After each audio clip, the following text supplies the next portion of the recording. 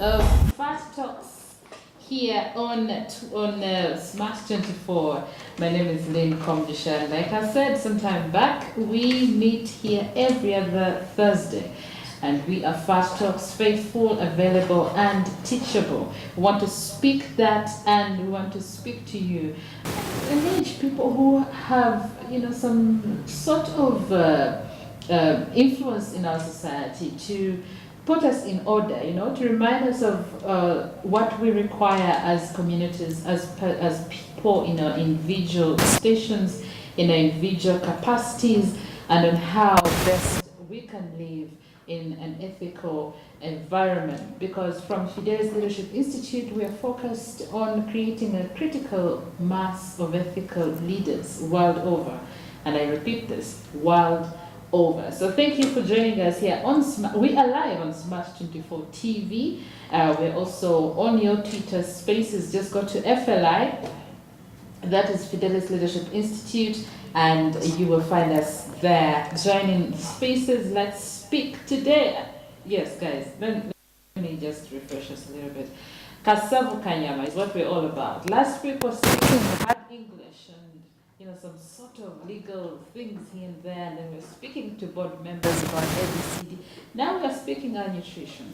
We spend most of our times in offices and maybe doing other things, and we forget about our health. We forget about our eating habits. We forget about how we ought to be strong, healthier, because if you're healthier, trust me, your focus is equally healthier. So you'll be, taking in good stuff while you're also working extremely hard. So today we are particularly looking at a very interesting topic, and we're saying nutrition for a healthy life. With me today to discuss that and related issues is Daniel Ruma, and he says he likes to be called Ruma. Not the rumor mongering you people do a lot. No, not that one. It is R-U-M-A, Ruma. Very unique name, and he will tell us why he thinks his name is very unique, and he's very proud of it. Now, Ruma is a highly qualified nutrition professional with a deep passion for nutrition and dietetics. Dietetics, some of the words that I used to fail to pronounce. Here we are. He holds a BSc in human nutrition and master in human nutrition. He has a thorough understanding of the scientific principles that underpin nutrition and dietetic science. So we're going to speak why you need to eat well, why your gut has to feel good, because for it to feel good, you must equally feel. Once it feels good, you're equally feeling good. And I'm glad I'm in the right place, because I've been having issues with my gut. That's aside. We shall speak about that.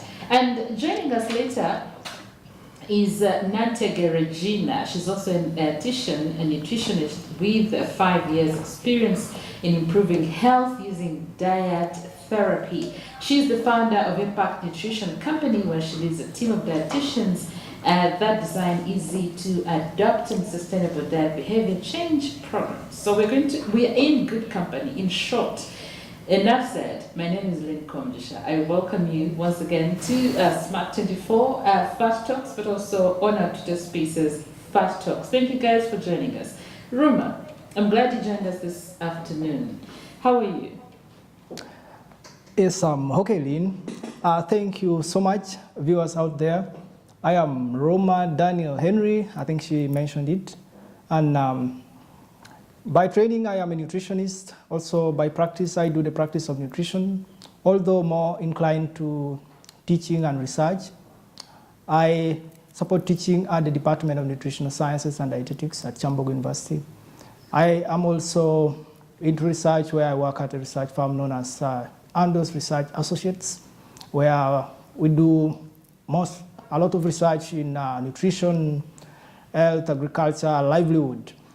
In addition, I'm also into food system transformation, where I am currently working as a consultant, a research team member for the Foresight for Food System Transformation led by the Wageningen University, the Netherlands. So a lot of these really still contribute to our field of nutrition and dietetics. So Fidelis Leadership Institute. Yeah. Thank you so much for inviting me for this program. And I think we shall enjoy this fruitful discussion with and like him. I said, we are really in good company today. But Ruma, why nutrition? I mean, we have grown up eating dodo, katunkuma, and we think that is the best nutrition advice we could have gotten from our forefathers. But what is so special about nutrition? Yeah, thank you. That is a very important question.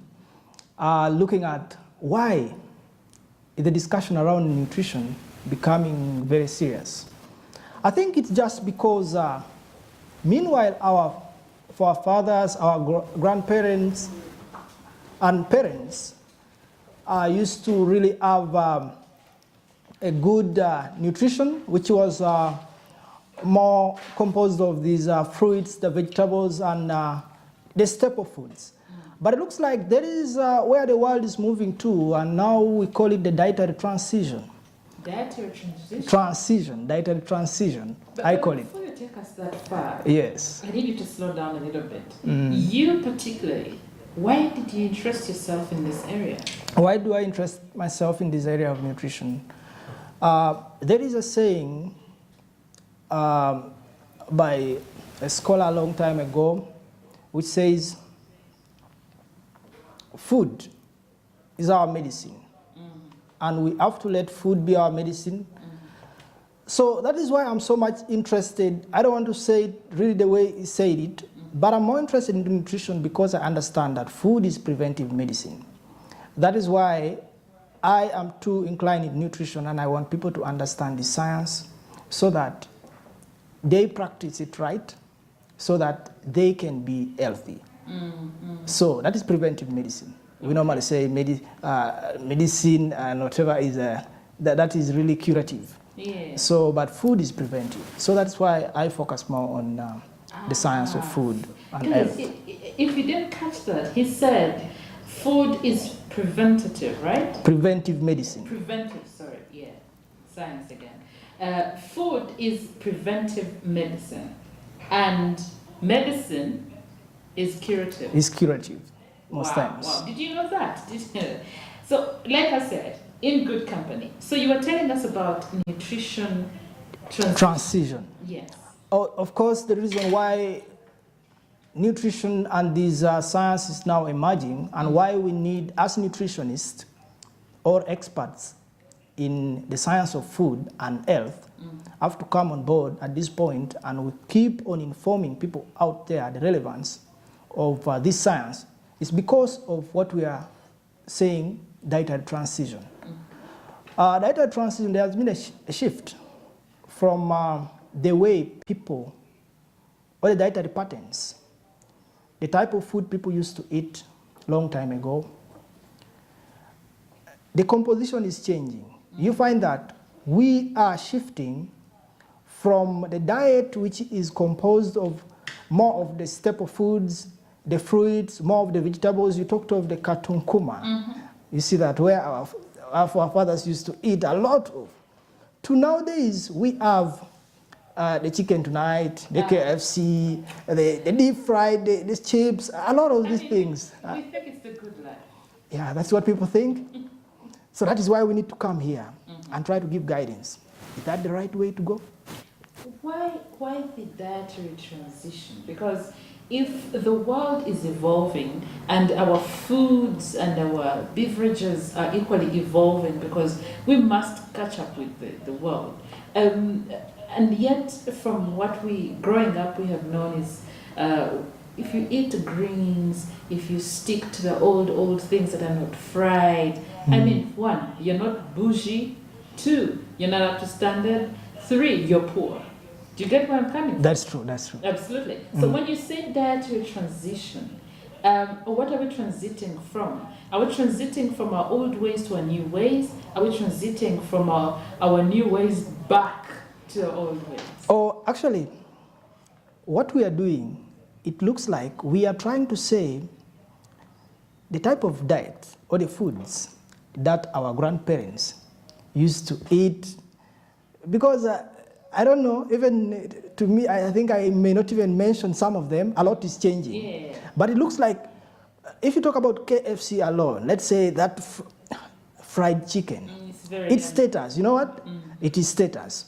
So people, because of money, that is one thing. People, the income levels are improving. Another thing is the social media. There are a lot of cuisines now, the Western cuisine. Of course, this dietary transition, sometimes we call it the westernized diet, in quotes, because we are trying to copy a lot of things that happen in Western countries, or what type of foods, how do they prepare their foods. Yeah, but we have the Rolex here. Yeah, the Rolex, I think the Ugandan Rolex, sometimes we say it is ours. I don't know, I think we have our own. But of course, there are many types of foods that sometimes they call the kebabs. You know, I'm not a fan of it so much. So, but I know outside there, we know some of these foods that we are really transitioning to, and we are trying to think that it is the right way to go. But as I always say, food can provide relief, and food can be one of the causes of diseases. Okay. Now that you mention it,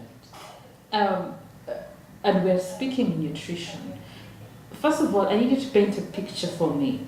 How do you, as a scholar, as a practitioner, as a researcher, define nutrition?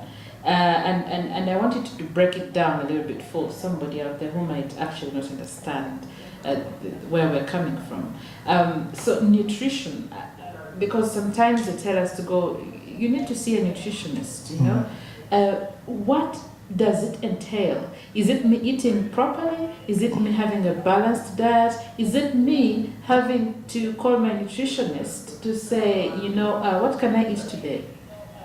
Okay, just to break down the science of nutrition. In simple terms, nutrition, it's just the science of how we use food and the substances in food to provide what? Relief and health to the body. Okay. You get that? So it's really about the science of food, the substances which are in food, and how it is used in the body to provide what? Health and general well-being. So basically that is nutrition. A nutritionist, in this case, is that expert or someone who has attained a minimum qualification to provide the services of nutrition to people, like what I'm doing. Of course, sometimes we also have the dietitians. Of course, a nutritionist may be a nutritionist may be more into the general public practice, but when someone calls themselves a dietitian is more a specialist in nutrition science that deals with more into one-on-one with, let's say, a client to the dietitian or the practitioner. There, someone is practicing as a dietitian because he's providing a meal plan for this person. That type of service delivery where you are doing a one-on-one service and you are an expert or someone who is qualified in that field, that one you are meeting a dietitian.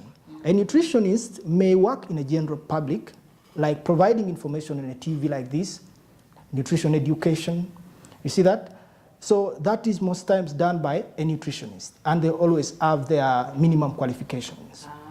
Yes, fantastic. Thank you. You actually paints a clear picture there. Now, if you've just joined us, we are live on Smart24. We are also on your Twitter Spaces. If you go to your, well, these days they're X Spaces, so go to your X, yes, go to X, which was formerly Twitter, and look for Fidelis Leadership Institute and join the spaces there. And because we're talking in the era of fast-paced living and dietary confusion, understanding the significance of nutrition is very crucial, because we need to live, to work and be healthy. But we cannot do the first two without being healthy. Now, Ruma, what role does nutrition play in overall health?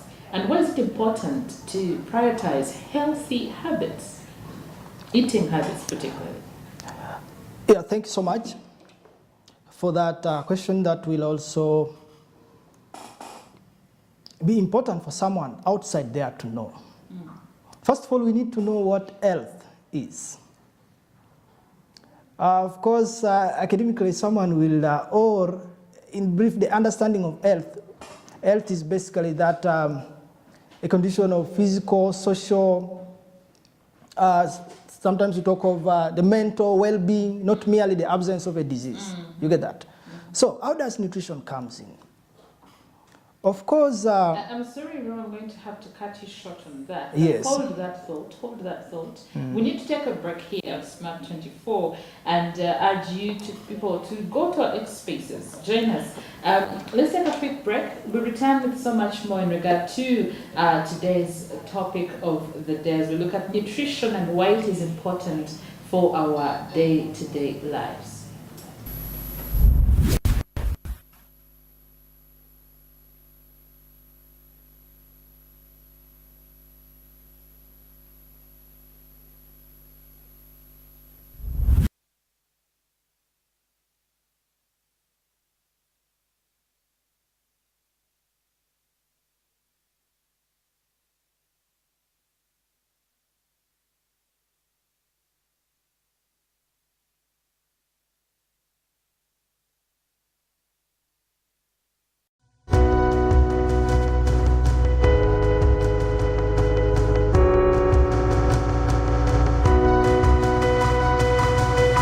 Smart 24, driving business.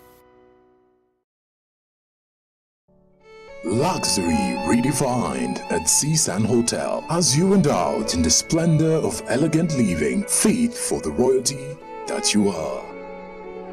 Step into comfort, pampering and blissful customer-centric service as you select from our range of comfy exquisite living quarters furnished to meet with your royal preference. Surrounded by scenic beauty, our tropical setting allows you to escape the glamorous ordeal of city life. Our ambient green gardens will guide you to a place of revitalizing rest. The 3-star restaurant caters to your palate, serving your choice menu ranging from exotic cuisines to local delicacies. Our chefs will serve you full course meals for a truly out-of-this-world culinary experience. Our fully stocked bar to whet your throat, from renowned global brand whisks, brandies, gins, beers and wines to our locally celebrated beverages, you will not lack for any brewage. It's an all-new experience in the East at Seasand Hotel, so visit today at plot 15 to 19 Spire Road, Ginger, or contact us on +256 751 719 960 and +256 785 354 614 for reservations. Seasand Hotels, luxury redefined.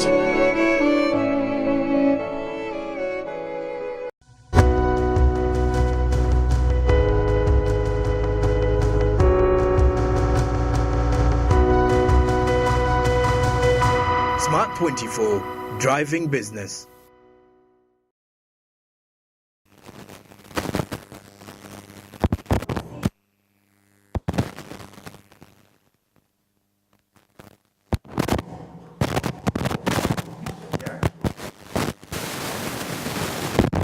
So to begin with you, Roma, you finished.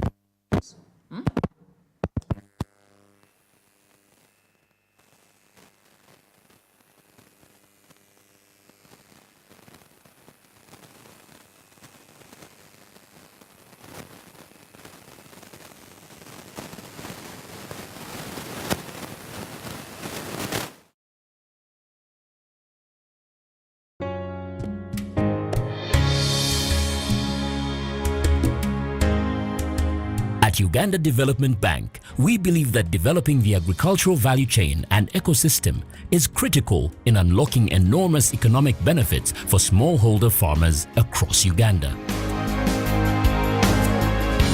In 2019, UDB carried out a review of its strategy in a bid to align the bank's planning cycle to that of the National Development Plan, NDP, thereby focusing the bank's interventions towards addressing national priorities as entailed thereof.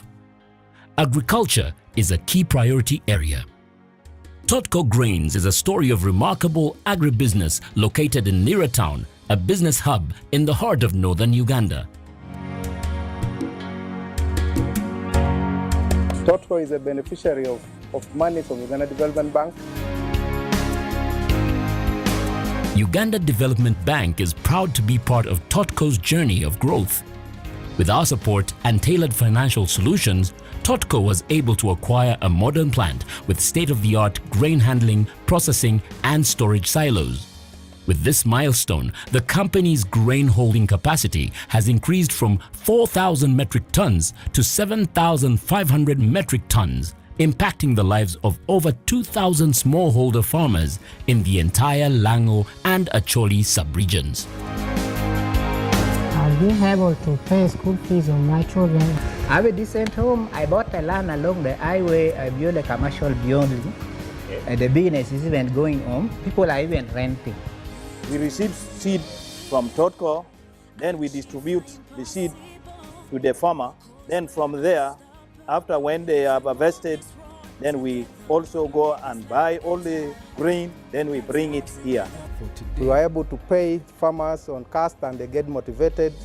We have as well implemented putting up a grain value addition plant. This has also still increased our capacity of handling grains. As we talk now, we have already an increased volume of demand that is coming directly to Totco. As Lira community, we are getting support, we are getting benefits, we are getting a lot of returns. I thank Uganda Development Bank for supporting us and giving us capacity to work with our communities well. I call upon you all, the Lango business community and leaders, not only to create awareness about the opportunities that the bank provides, but also join us on this journey to create the much needed change for Ugandans. As we celebrate Uganda's Independence Diamond Jubilee anniversary, Uganda Development Bank renews its commitment to continue inspiring more development in Uganda. Uganda Development Bank, inspiring development.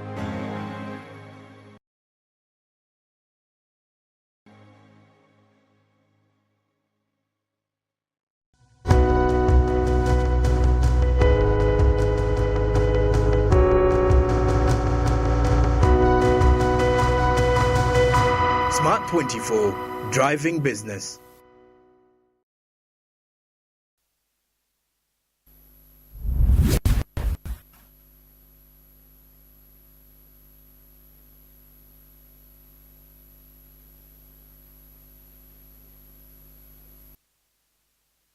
Rumor. Before we took a break, welcome back indeed for those of you who've been on Smart 24. I was asking him what role nutrition actually plays. Rumor, quickly finish up on your point. Yes, Lynn, I think I was now moving into the roles nutrition is playing to general health being. Our health basically is dependent on what we eat. That is what I mentioned in the beginning. And I think we need to know that nowadays we are at really increased risk of what we call the non-communicable diseases like the diabetes.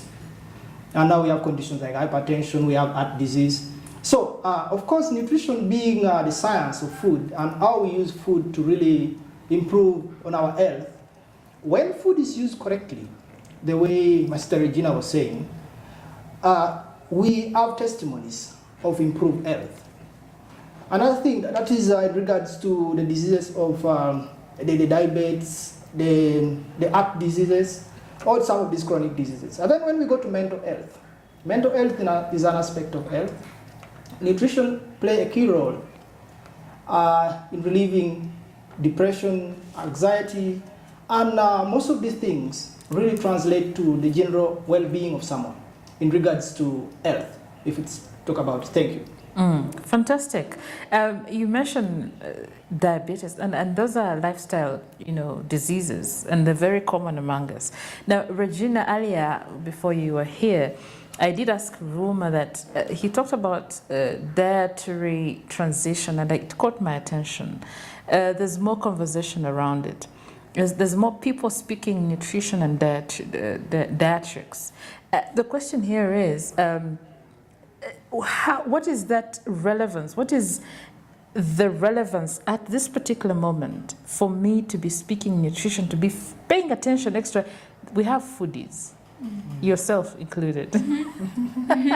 and so we want to experience the different tastes, the different cuisines all over the world. But why should I pay extra attention to what I eat? You should pay extra attention to what you eat because you love yourself. And because that's why I'm eating all the good things around. We are getting to the love point. Think about this. You're going to stay around for a long while. You can change so many things. You can change your shoe, you can change your hair, you can change your glasses, you can change the shade of your lipstick, but you can't change the body you own. You have one body for life. Okay. So if studies have shown that when individuals, therefore, let's say a child eats right, their risk of having heart disease or diabetes is lower as compared to a child who did not eat right. Let's go to children a little bit. If studies show that for you to love your child enough and you give them the balanced diet, their brain development is better in ways that are sometimes irreversible for those who did not get the right nourishment before the age of 2 years. It's a critical period. So if you did not give your child the adequate nutrition then, you literally deny them the capacity to have the brain development, the physical performance that they would have had in their adulthood. It affects their income levels, it affects productivity. That when you speak of nutrition transition, we are seeing that in countries where we have higher levels of, say, anemia, of stunting, the productivity levels in those economies are also low. So that's the impact of self-love.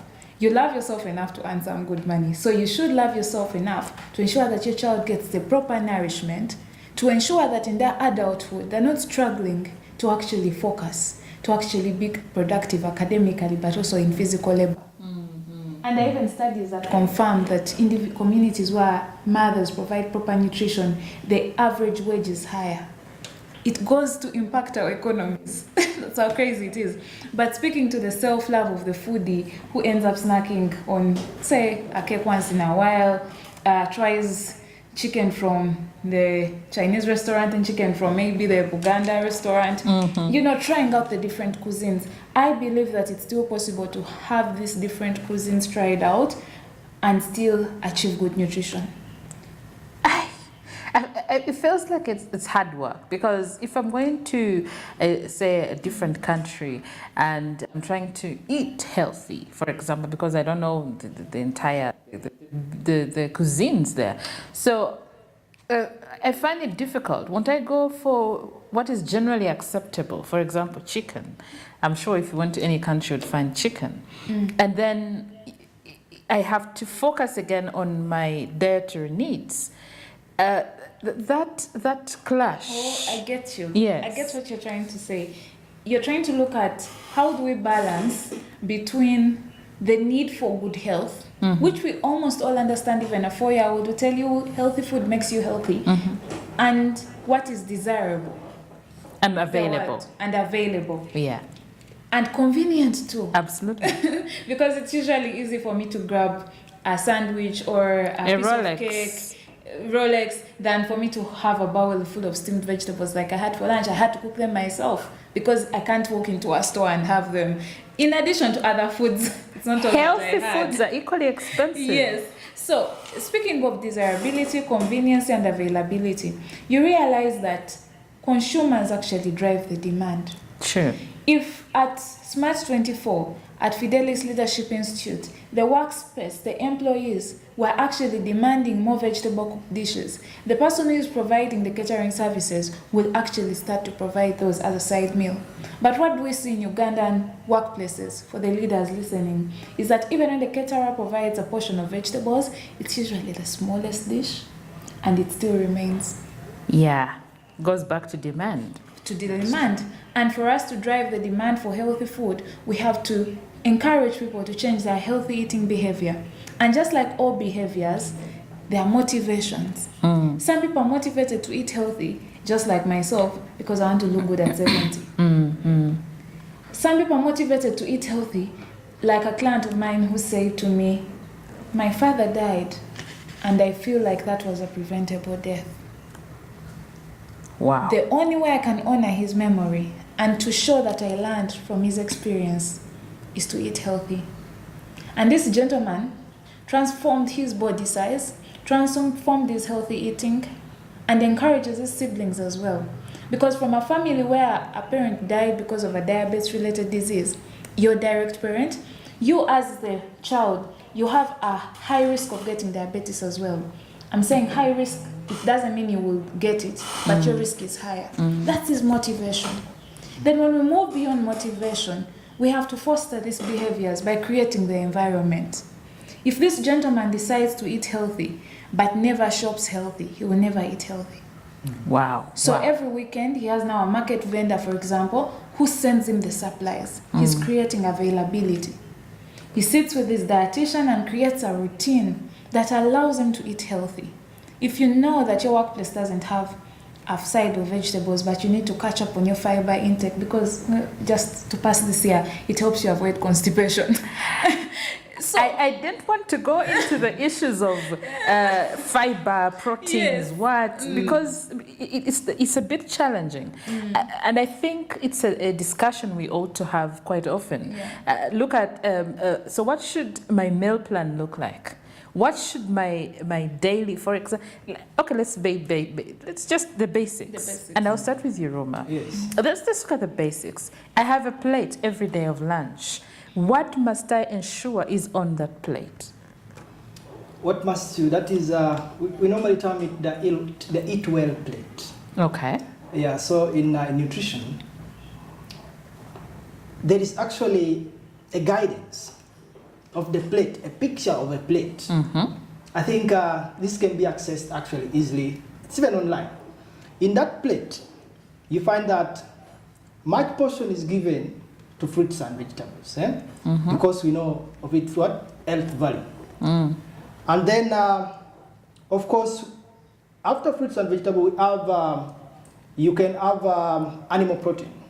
Let's say you might talk of the price, but sometimes we have mukene. I don't know why some people, they don't like it, but it is nice. I personally eat it. It doesn't translate to really your status or what. I mean, we are talking about the nutritions or the nutrient content or the value we are getting in it. Yeah, the animal protein. Mukene can be animal protein. Or if you can afford fish, some milk there. And the plant proteins or the value we get from plants.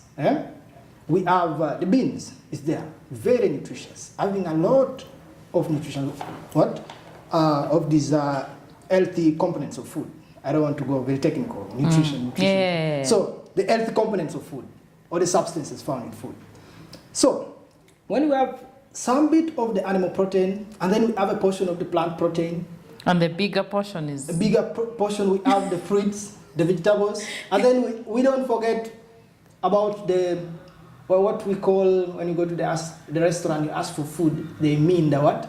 The carbohydrate or the potatoes, the rice. So really, my focus always in that part of the plate, the focus is always on the choice you make. Are you looking at what is the quality of, let's say, if you're choosing portion, sometimes I know we like a lot of polished, white, polished, that is called highly processed. Of course, that one, as a nutritionist, we say it is not healthy because it gives you only too much of the what? Energy. And that is why... after eating, you doze off. Of course. So it gives you too much of the energy. So that is why most times we focus on, we talk of all grain. If we're talking of all grain, or sometimes we talk about 60% polished or processed. That means it's having some of the fiber Regina was talking about. Okay. Yeah? Okay. So you can benefit from that. So that is the portion of the plate. So if you see this plate, in fruits and vegetables, you have some animal protein at the end, some plant protein. Then you have these carbohydrate-rich dish or the potatoes there. And sometimes we need to desist from choosing a lot of deep-fried options. But they are yummy. I mean, we're looking, guys. Let's be realistic. Honestly, on a daily, I am going to assuming I'm going to office or I'm going somewhere and it's lunchtime. I need to get a meal. I need that meal. What should it? Okay, so proteins first. We have proteins. We have what else do we have? We have the protein portion. We have the vegetable portion, and then we have the source of energy, which comes from a carbohydrate, a starchy food typically. So what the healthy plate technique helps you realize is that there is typically, I love to say there is no good or bad food, but there are good or bad quantities. So it gets all these foods that are available to you and creates them in such a way that it's just the quantity you need. Let's picture the workplace lunch that you're speaking of. Yes. Protein choice, you would maybe have some fish provided, chicken stew, beef stews. Many workplaces also now have liver and restaurants as well. But we also have the person who is not able to afford the animal protein, so they'll do beans instead and groundnuts. What this shows you is each of us can actually have a balanced diet irrespective of where we are from. That's the protein part. And I love to give it a little context because I come from a side where I have to trigger behavior change. Why do you have to have that protein on that meal? Why don't you just have a whole plate of chips? Because your body needs it. Because it's going to help you fill up. I'm hungry. It's available. It's cheap, and I'm on the go. Can you stop on the part where you say you're hungry? Okay. Because actually, digestibility-wise, when you have a portion of protein, it keeps you full for longer than a typical portion of a starchy food. So you're actually protein keeps you full longer than a starchy food. So typically, if you have a whole plate of chips, you're hungry in a shorter time than the person who has had a balanced diet of protein, maybe some potato wedges, and then a salad on the side. That person stays satisfied for longer than you. You guys, if we're going to go into this conversation of a healthy plate, I think you will all agree and we shall disagree until the cows come home. But now I want us to, there's a major challenge that we are experiencing, and many youth lately are very stressed. I don't want to call it mental issues or challenges. Maybe we can call it mental challenges. So there's depression, there's stress. And oftentimes it is said that gut health is equal to your brain health or your mental health. I want us to relate the two. I want us to look at why is it important for me or for the youth out there to focus on what they consume in order for their mental health to be in shape. I begin with you, Ruma. Yes, thank you. Why should we focus on what we eat to ensure that our mental health is in shape? You know, there's currently a study that's going on trying to understand eating and mental health. I think it's focusing more on, they're trying to see eating of fruits and vegetables, and I think it's focusing on the youth. It's led by, I think, Makerere University. I see sometimes they are there getting some students from Chambogo to be part of the trials. So, but as we know very well, eating and mental health. Of course, you know, let's say you are angry. Like me personally, when I'm angry, I wouldn't talk like this. Sometimes I'm bitter. You see? It happens a lot. Many people, when they are hungry, it's a different story. Yeah, so mentally, you are affected if anger strikes. So, you know, it's essential that really triggers some of the hormones in your body. So, sometimes when you are angry, you are depressed. Are you saying that most of our stressed and depressed youth are hungry all the time? Okay, no, not really. But if we are trying to relate this to eating, nutrition plays a key role. Okay. In what? In really depression and this anxiety and the stress. So you find that when you are healthy or when you eat well, you find that you are normally almost times you're at ease, mentally sound, and you are less likely to really be stressed up and engage in all those other things that stress and depression may bring. And I will still maintain by saying, I think as we wait for more studies to be done in the line, nutrition plays a key role in really relieving depression and stress. Regina, so that means it could be to mental I will health. actually come back to you and ask that, because we need to look at these age groups. If you're looking at the age bracket that is always stressed and depressed is before 30. Once they hit 30, I think something happens. But before 30, there's a lot of stress, there's a lot of... I don't get it. I think I should do my own research. Even more, it increases actually. But anyway. No, I don't know, but the transition is different.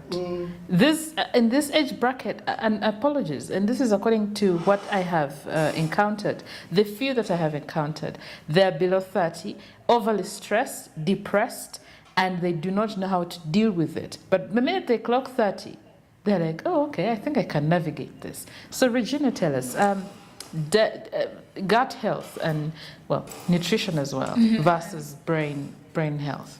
Yes, so I will start with a linkage that, you know, that there are ways that we can look at this. The brain health causing gut issues and the gut causing brain issues. Yes. There are studies that suggest that there is a linkage either way, that when you have a good gut microbiome, you have better brain health, and when you have good brain health, you also have a healthy gut.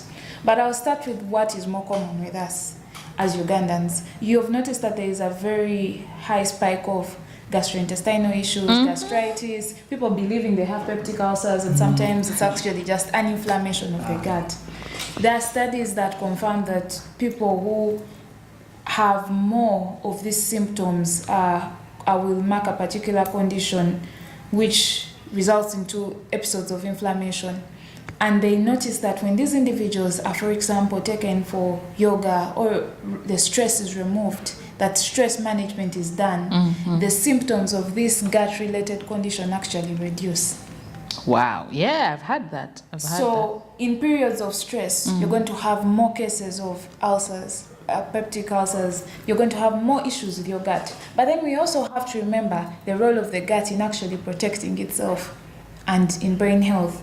But let's start with what has been confirmed with no doubt, is that if you eat a certain way, and by certain way is group A is eating the right amount of fruit and vegetable and group B is not. We notice that because the fruit and vegetable has fiber, it's on the only source, even the coating or the maize has some fiber, but it's the best source, vegetables. When you have a good amount of fiber intake, because they are utilized by the bacteria in your body, we have bacteria in our gut, and they flourish on this fiber. It's part of what they break down to thrive. Your gut microbiome thrives more when you have a high fiber diet, which is an example of a good intake of fruit and vegetables.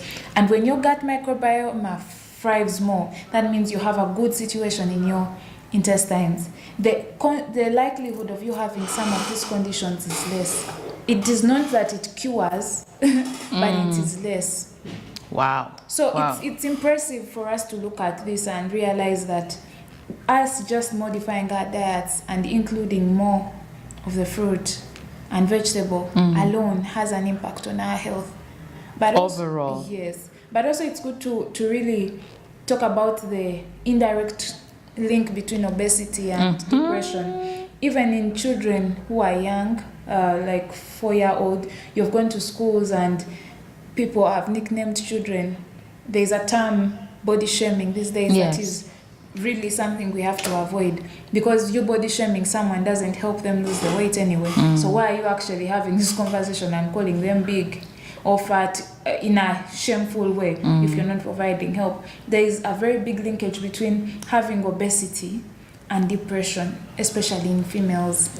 And of that age, adolescence, young youth, you're anxious about life, you're worried about will you get a spouse, and and your body doesn't also support that. You think because of that shape you won't, but that's not true necessarily. Yes, you need to lose weight, but then again, before you actually lose that weight, you shouldn't let the size you are at now be the cause of you being depressed.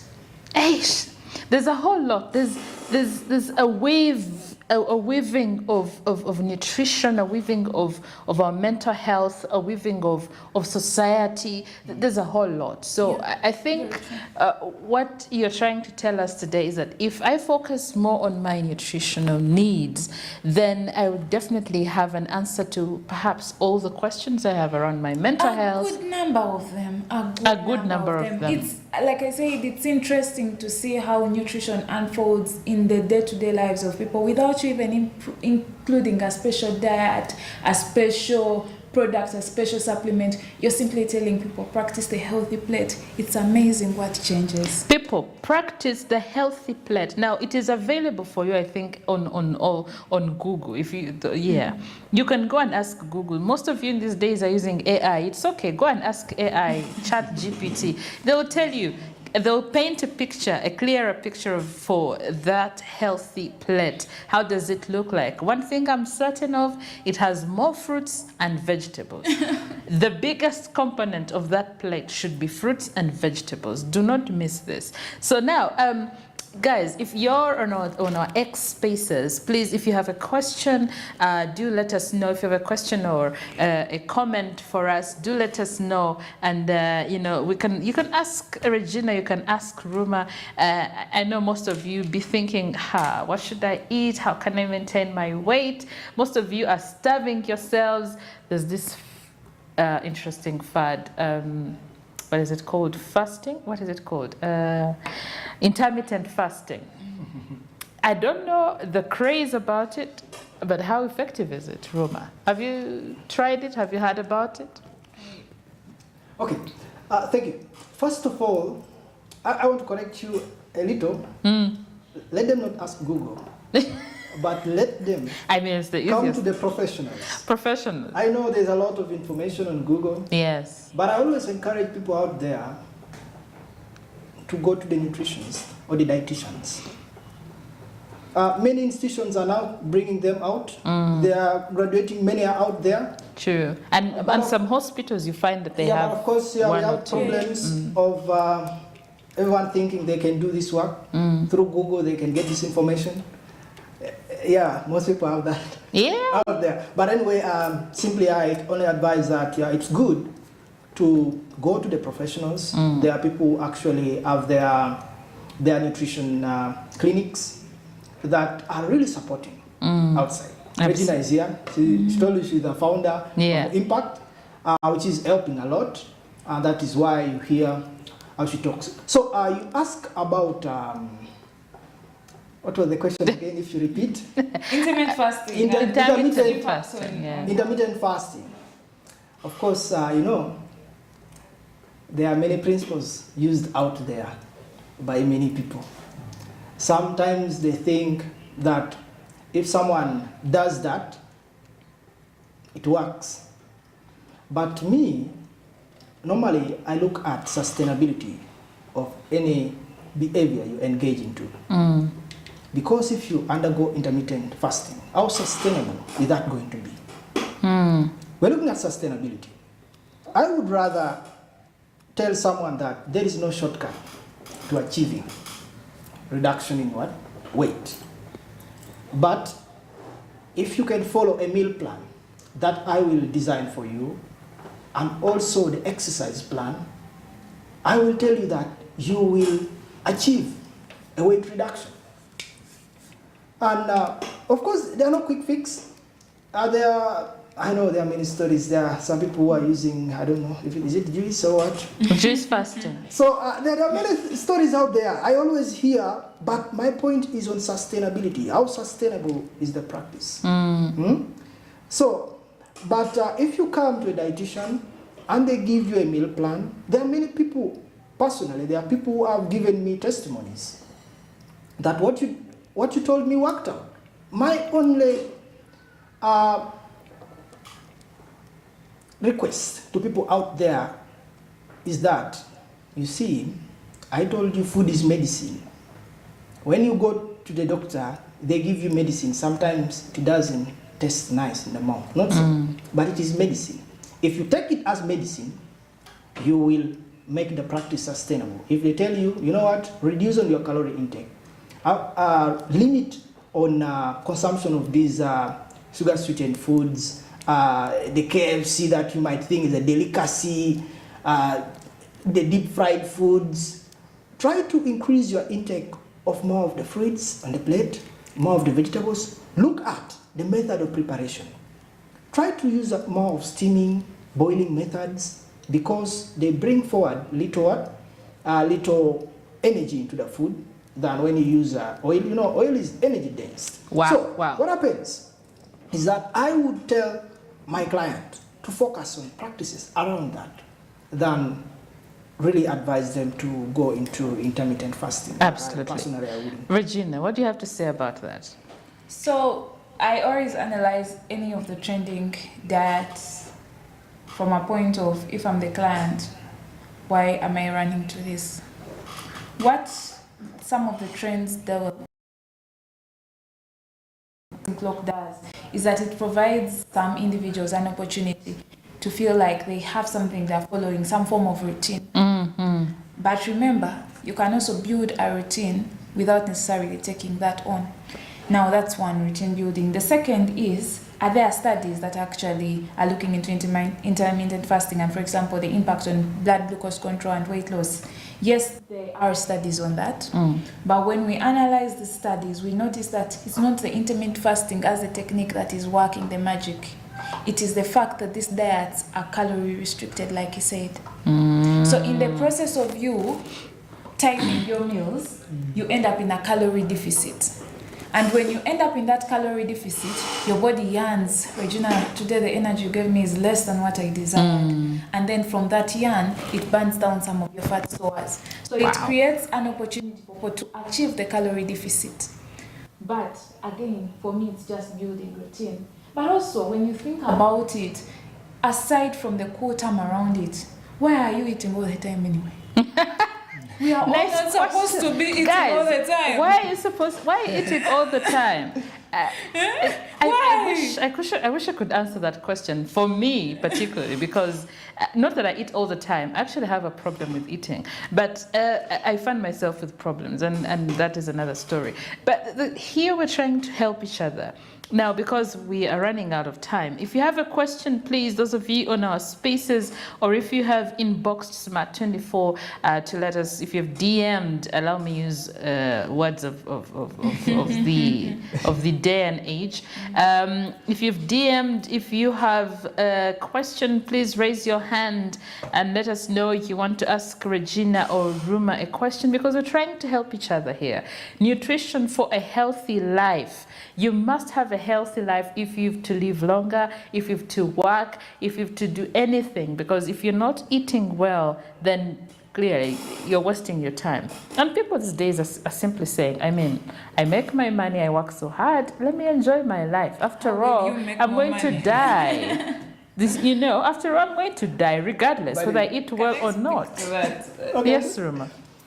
You see, it's a very nice quote that you have brought forward. I make my money. After all, we are going to die. I normally tell people that, I don't know, like stupid people stay longer, by the way. Oh. Yeah, people who make such forgive the claims, language. They stay longer. So, what happens when you stay longer? You know, we have some of these diseases. I normally tell people that when we say chronic, that means they build and they take time to manifest. So, we are all going to die, but how are you going to die? Does it matter? Yeah, it does. And I'm speaking from a point of these people. It does, because if we only know that how people are suffering out there in the hospitals with cancer, with diabetes, with the heart disease, we wouldn't mention some claims. And those are lifestyle diseases. This I learned the hard way. Lifestyle diseases are because of what you do, how you do it, how you eat, what you eat, when you eat it. It's that simple. Exactly. So yes, let Regina add something on that. Regina, as we wind up, let's wind up on that. Yeah, when we speak of the idea of the lifetime and how you die and death, I really can't miss the point of the fact that even if we say all this and we encourage people to eat healthy, if you don't start eating healthy, you will not actually experience what it feels like to eat healthy. And I like to give the basic most of examples to make people realize the impact of food. And they can try to make the choice and maybe they'll get hooked. One, we have spoken to people who are working and making their money. Yes. Just being iron deficient alone, and it's common in women, 1 in every 3 women in Uganda are anemic. Just that alone reduces your productivity. True. And when you improve your iron intake, productivity improves.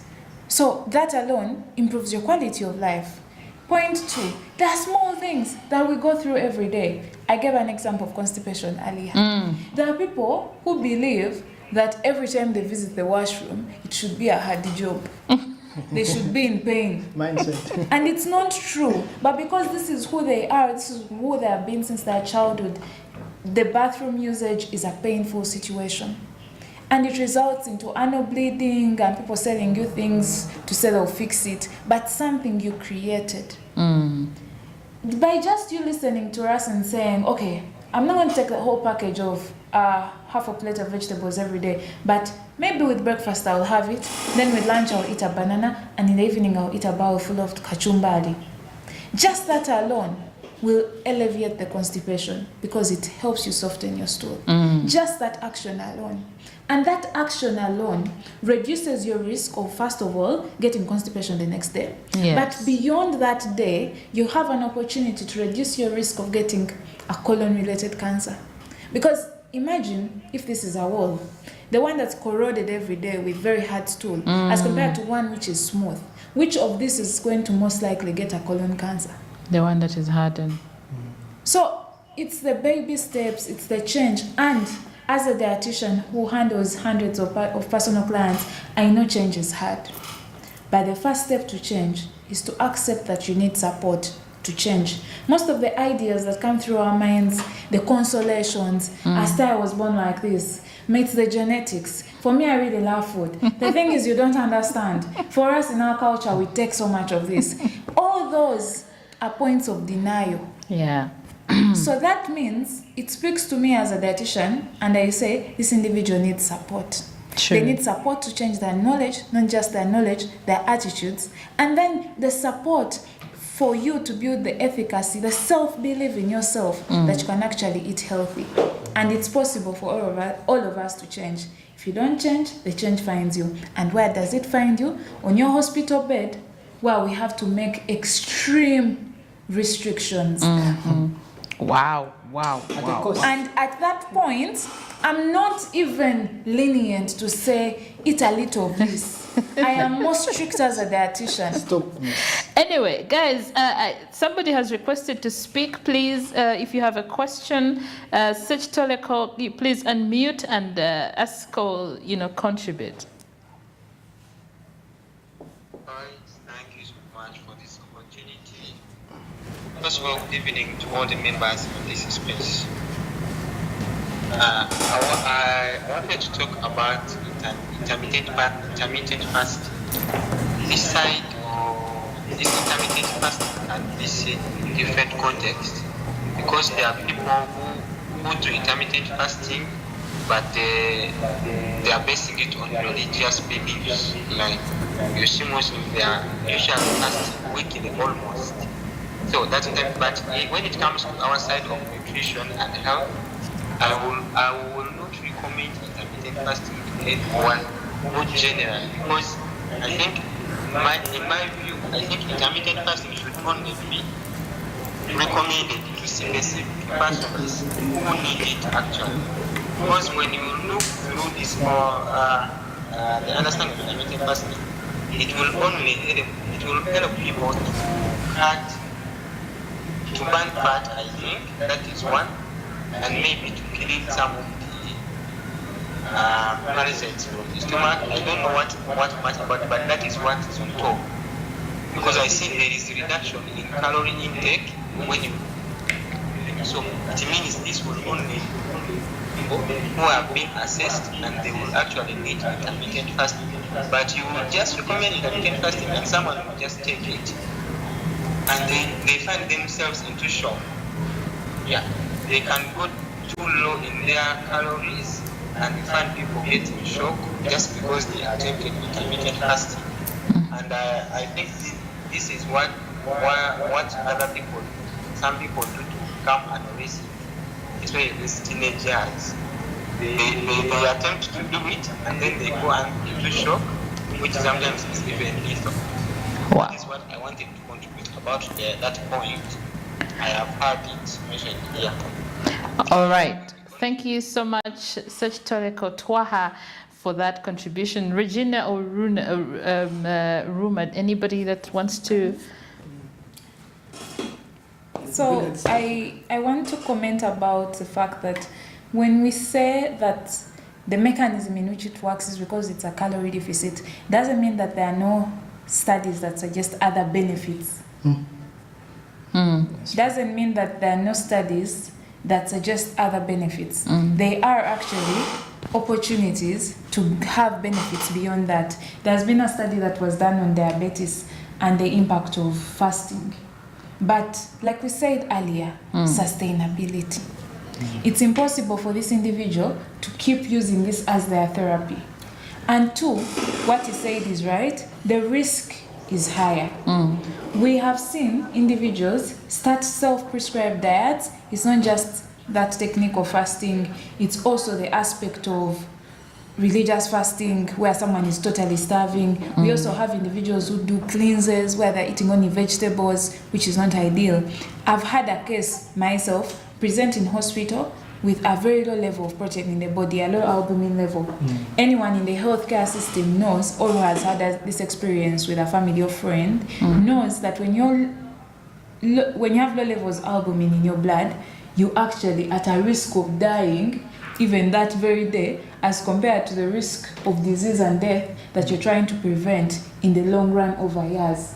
So you have an obese person trying to lose weight in an extreme way, and they are dying or becoming sick from an acute cause of malnutrition that they could have prevented by just doing an eating program that is actually sustainable. So it's important for us to get personalized nutrition care. There is not a shortage of research.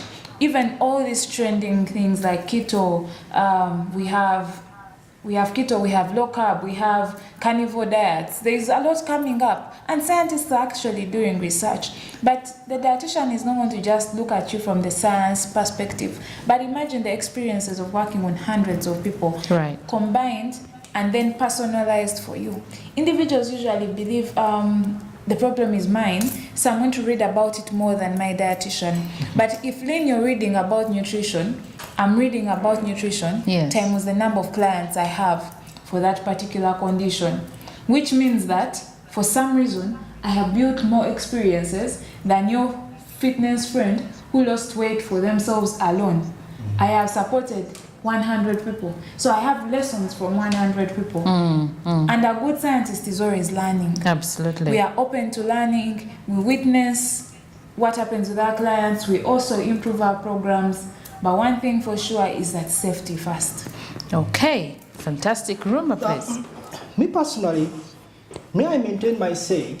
It's always that I want good nutrition to be a practice. It should be an everyday practice. Okay, let's say, yes, you used intermittent fasting, then you got fine. So what else? What next? Because I know at some point, you may come back to the same point where you were. Are you going to keep doing that? So if we can engage into a sustainable way of life, where we understand what is healthy for ourselves and what we are actually supposed to eat for us to live healthier, it would do us better than trying to look at quick fix. A way of life where healthy diet and physical activity is together is more sustainable than other ways. I always stand by that. Absolutely. And of course, I know we can discuss all here and everyone get it, but the point is always, we are always open to support. That's why we did this thing professionally. That's why we are called nutritionists and dietitians, because we are out there to support. Right. Call and always. So we can have more details one-on-one that I believe we can serve better. Thank you. Fantastic. Regina, I want to specifically ask you this. So youth, we have different nutritional needs for different age groups.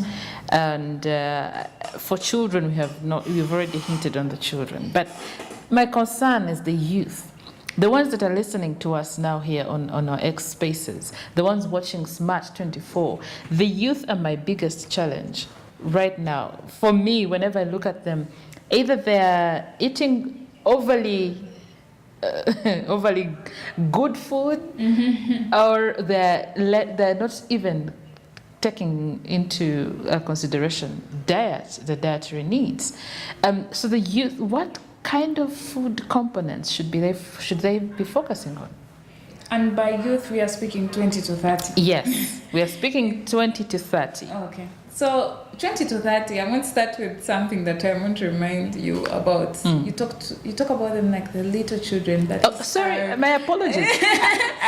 Forgive me because you hold them so dearly. Yeah, I find them a very delicate, fragile state they're in, and they don't know. Sure. And I wanted to start with the fact that they're not little children, because these are people of reproductive age. Yeah, my bad. And I want to emphasize that, because one of the things that goes wrong for youth, especially women, is in the event that in the middle of eating whatever is available, whatever you can afford, we have to admit that between 20 and 30 is when we are starting our first jobs. We are probably getting our lowest wages ever in life for hours of work. I don't look back and smile at the work I was doing. At 22, I was doing the same work, but for pennies. So meaning I was more stressed and had less to feed on. But it really impacts the female youth more, because we have this as the same group of people who give birth. When this woman gets pregnant, when their body does not have the adequate amounts of nutrients, first of all, their risk of having a preterm birth is higher, which causes stress. But in addition to that, let's think 25-year-old female, they have put themselves at a risk of getting diabetes because of how they eat. By you being in a physiological state of pregnancy, your risk of getting gestational diabetes is also present. Wow. You've known people who get diabetic when they are pregnant, and it also found when you're already eating unhealthy. So the risk is actually higher. So it's important for us to realize that while we are youth and we don't have to eat a certain special way, it's important for us to remember that if you're of reproductive age, you have to prepare for that child. Number two, it's in our youth that we build our best bone. When you're over the age of 40, even if you eat the best amount of calcium, your peak bone mineral density is built before the age of 40. After that, your body's absorption of calcium is slightly lower. That's why osteoporosis starts to present. By peak bone mass density, I mean, if this is a bone and it's a hollow tube inside, we have more structure and strong structure within the bone of a person who is eating healthy between their 20s and 30s and younger than 30. It builds strong bones as compared to someone who tries to make the effort at 50. Does this have an impact on our quality of life? Yes. Later on in your 40s, if you fall, you easily fracture if your bones are weak. True. And you easily drop for the shoulders fall, in short. Your muscle cramping is higher because calcium also helps with your muscles. But now it's struggling between being and the bones and the knees cannot carry you anymore. You know, our people who, when they sit down, they don't want us to help, to be alone. They want someone to help them go up. These are experiences we see in the elderly people, but these are experiences we cannot necessarily change so much among the elderly. But rather tell the younger people to save themselves. Fantastic. And then I wanted to add something because it's trending. Okay. There's this trend around young men, Roma's age, who want to enhance their performance. The power. Don't worry about in what form.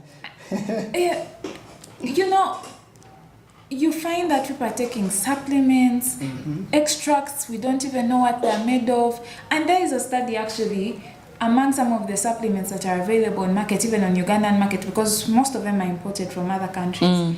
And the manufacturers of these products usually put the claim of all natural, and they get this all natural extract. Let's imagine a certain root X, but because you're yearning for so much difference in your performance, they put in another artificial chemical to make you get the quick fix.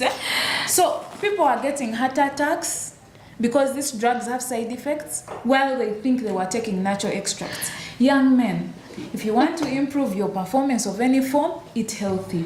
You don't need special extracts. You don't need, Oh my God. You don't need special things. Guys, eat healthy. Stop buying funny performance things. enhancement products, or whatever they are called, are not entirely healthy. Ruma, please. Ruma, guys, we need to quickly wind up on this.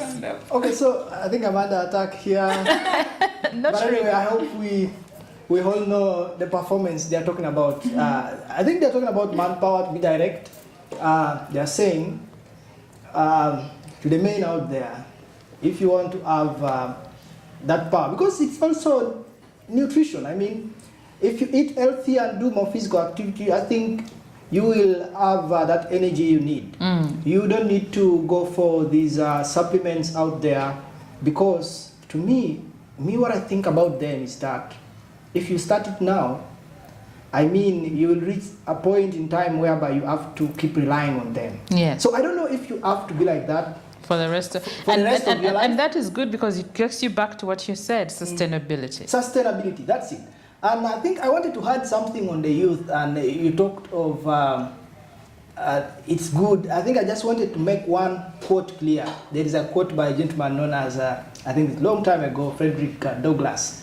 He said, it's easier to build strong children than to repair broken men. So it's a very powerful quote.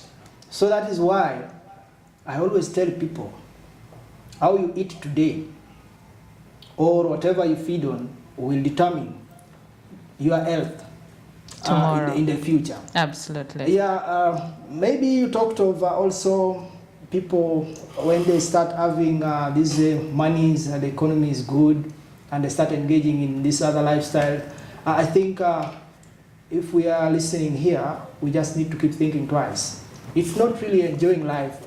To me, eating these deep fried those is wasting our to lives. me, it's not enjoying life. I don't know why people call it enjoying They're life. tasty in the moment, but in the long run, I don't see. Anyway, okay, we can have this conversation forever. I'm telling you, because we need it and we need to know. But conclusively, and I begin with you, Roma. Yes. Conclusively, what do you want? What should be our takeaway for the people on our X Spaces and the people who've been watching us on Smart 24?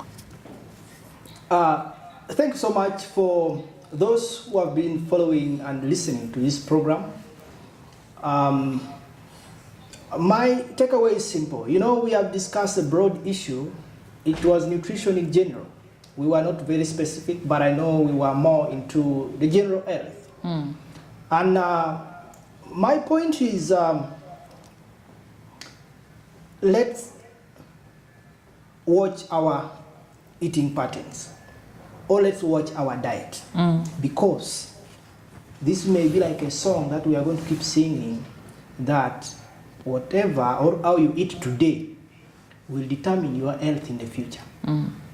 This is, I mean, it's going to be like this, and it's not that it's not proven.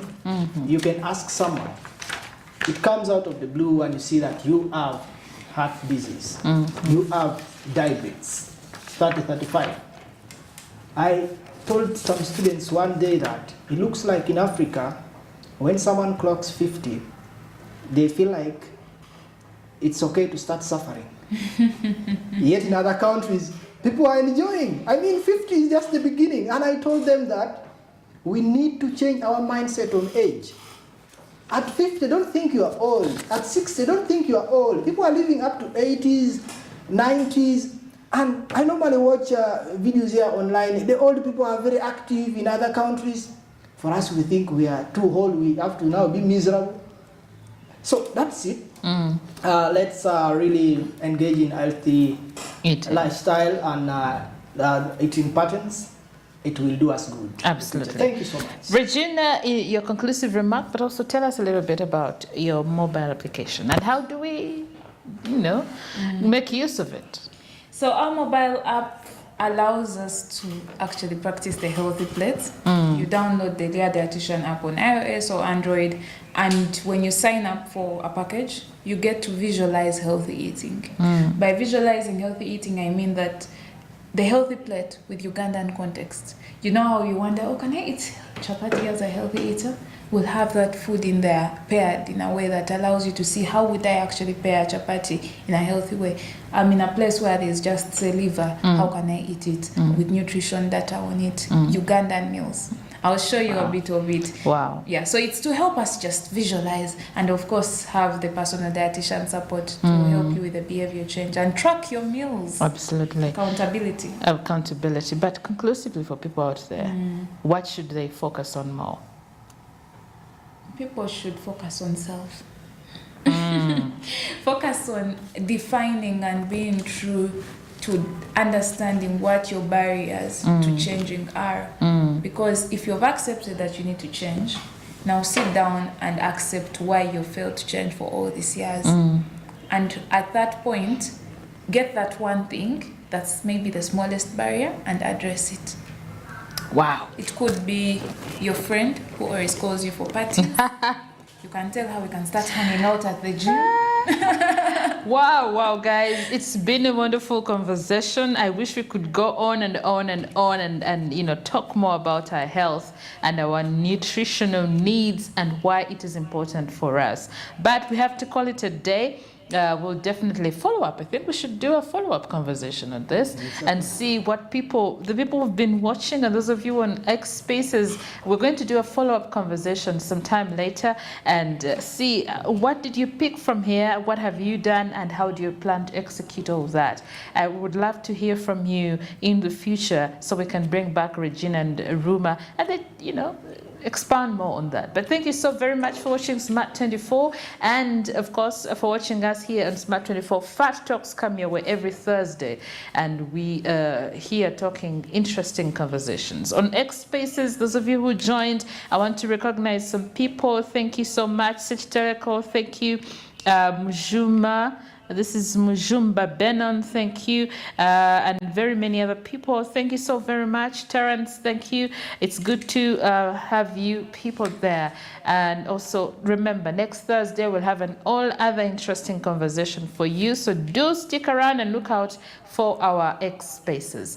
My name is Lynn Komjisha. I had Nantega Regina, a dietitian, and Ruma Daniel, also a nutritionist and a junior researcher. We'll be back. Stick to Smart 24 and guys on X Spaces, catch you next Thursday.